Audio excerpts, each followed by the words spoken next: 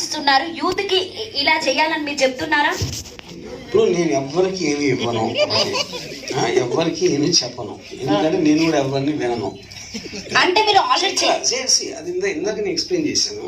కథ అనేది ఇన్హెరెంట్ గా దాంట్లో ఏదో ఒకటి చెప్పేది, అంటే కథ ప్రకారంగా ఆ జరిగిన దాన్ని బట్టి మనకి ఏదో ఒకటి అర్థమవుతుంది. స్క్రిప్ట్ లోనే అది అంతర్లీనంగా ఉంటుంది ఆ మెసేజ్.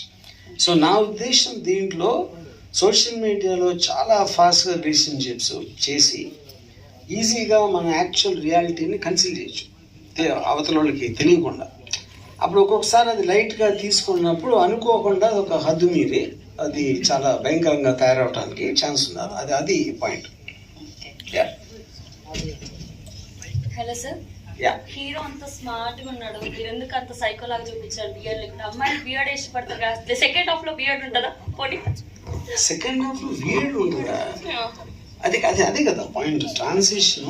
ఇప్పుడు తను ఒక అమ్మాయితో ప్రేమలో పడ్డాడు, పడిన తర్వాత అమ్మాయి లైట్గా తీసుకుంది అంతే. ఒక పర్టికులర్ టైంలో ఒక హద్దు మీరు విపరీతం అయిపోయింది. ఆ విపరీతం అయినప్పుడు ఆటోమేటిక్గా అది అతని మొహంలో కనిపిస్తుంది. అదే ప్రోగ్రెషన్ ఆఫ్ ద స్టోరీ కూడా అదే. మీరు ఇప్పుడు ఫస్ట్ హాఫ్లో లాస్ట్ సీన్ చూసినప్పుడు తనకి ఫస్ట్ సీన్లో చూసిన తనకి చాలా డిఫరెన్స్ ఉంటుంది కదా. అంటే సమాజంలో జరుగుతున్నటువంటి మీరు తీసుకున్న ఏ సినిమా అయినా చాలా అవేర్నెస్ ఉంటుంది, నాలెడ్జ్ ఉంటుంది. దాన్ని యాక్సెప్ట్ చేయాలంటే అవతలలో చాలా దమ్ము ఉండాలి, మీలాగా గట్స్ ఉండాలి.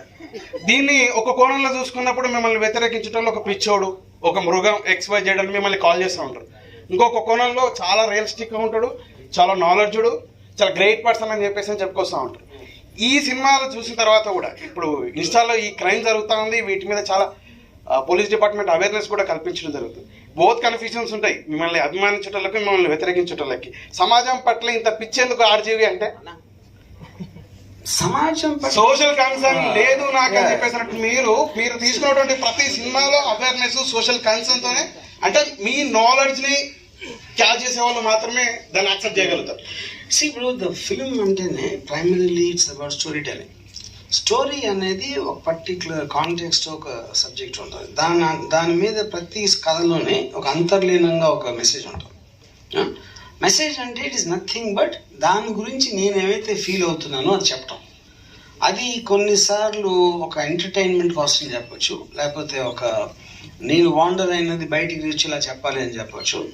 కానీ ఇది చూసి ఎవరో మారిపోతారు, లేకపోతే వాళ్ళు లైఫ్ స్టైల్ మార్చుకుంటారని నేను అనుకో.